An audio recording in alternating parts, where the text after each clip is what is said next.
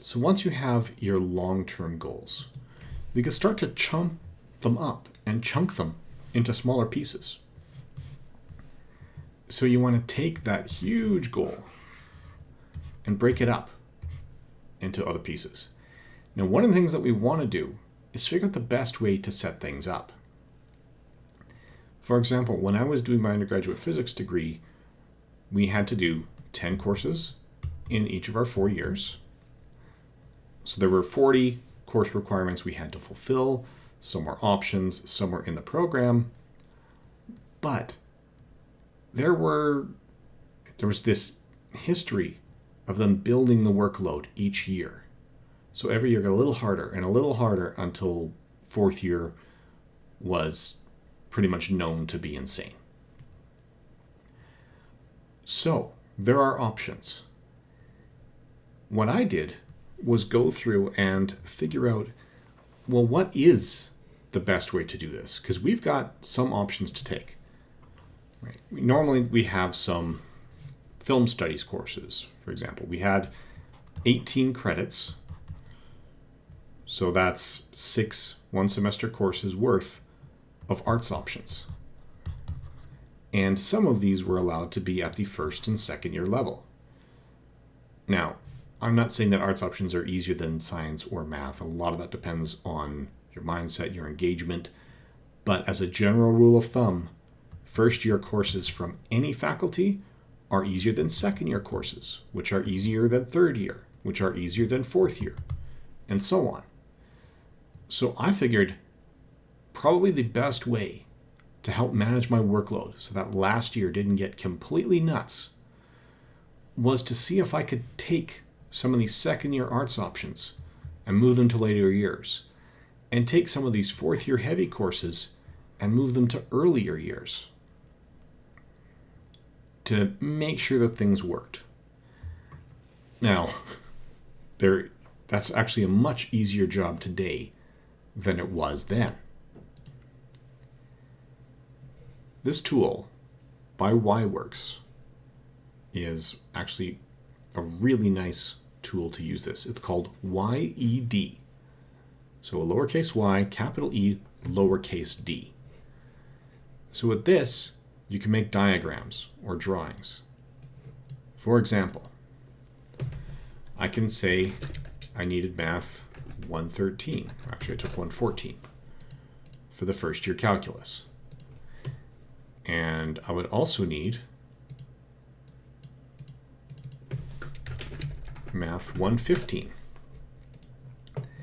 And so on and so forth. So I actually built a flow chart with these 40 courses. Today I'll just do it for some of the math. So what we have here are all the math courses that I was taking. Now, some of them were calculus courses. Let's group the calculus courses up here. I had some linear algebra. I had some real analysis, some complex analysis, and so forth. So these were the courses that I wanted to take. Now, Math 114, with YED, we can click and make a flowchart. So this was a prerequisite to Math 115, which was a prerequisite to 214. That was a prerequisite to 215. 215 was a co-requisite or prerequisite for 334, so you were allowed to take them at the same time. 334 came before 337. 120 led into 121, 225, and 228. 215 led to 311, and to 314, and to 414. So we'll see here that we have 13 math courses that are all mapped out in a various grid. They can all go different directions. You can take them in different orders. And these were also prerequisites to some physics courses. So now we've got the physics courses laid out with their prerequisites, the math courses laid out with their math prerequisites. We don't have the prerequisites between the two subjects. I'll add those And then I'll show you how this will simplify things using some features of the software. All right, so now with this software, I can just click from one to the other and add one of these arrows. Now this looks like a rat's nest that's almost impossible to sort out. But if we hit Layout and click Hierarchical, we can run with the defaults, and bingo, this organizes the courses for us. And I see here, first of all, I missed putting prerequisites for Physics 295. And that one does have Physics 102 as a prerequisite. I will fix that now. We can rerun the layout, and things are sorted out once more. Oh, 314 was the prerequisite to 414. We can also see some redundancies here. So in order to take Math Phys 343, the calendar did list Math 215 and Math 334. But you can't take Math 334 without also taking Math 215. So this arrow is extraneous. We don't need that.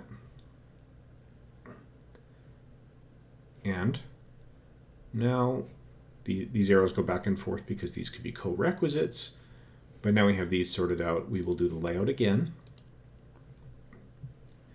All right, so now as we're looking at these, we see some math courses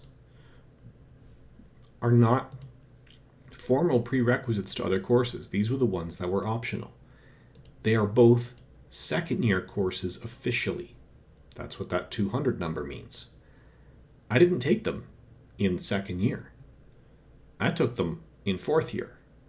And I got some of these 400 level courses into third year and some of the 300 level courses into second year by going through and mapping it. So, frankly, the only courses that I had to take in first year were these ones. Math 121 I needed as a direct prerequisite to Physics 372. So it's a first year math course that I took in third year because it is a prerequisite to courses that were third and fourth year courses.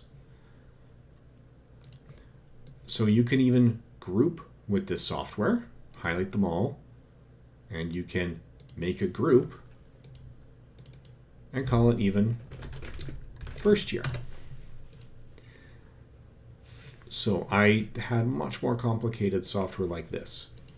Actually, I didn't have the software. I was doing this on paper and mapping out all the prerequisites to try and evenly distribute the workload in all programs. Now that means you have to be in a faculty that allows that sort of thing. There were some faculties that didn't. For example, first year engineering at U of A, everybody takes exactly the same set of courses in first year, no matter what. And it's incredibly competitive. But part of the long-term planning is figure out what path you need to take and look at what your options truly are. You don't necessarily need to run with just the default options. You can instead choose to fiddle around a little bit and know what's actually allowed and find ways to make things better for yourself. And this software that I've been using here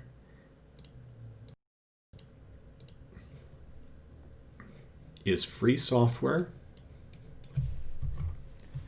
It's called YEd. It's great for planning, and they even have a browser version. So you could do it all in the browser and figure out how to group it. Another thing to keep in mind is that arts options tend to be flexible. If it's an option that it is not a strictly regulated part of the program, it cannot be a prerequisite to something that's required. It can help you understand that required thing, but if you're not being forced to take it, they can't force you to take any courses that depend on it. So that gives you the flexibility to take some of those easier options you have on your plate and set them up in more challenging semesters. So I strongly advise you to do that anytime you have that flexibility control over your schedule.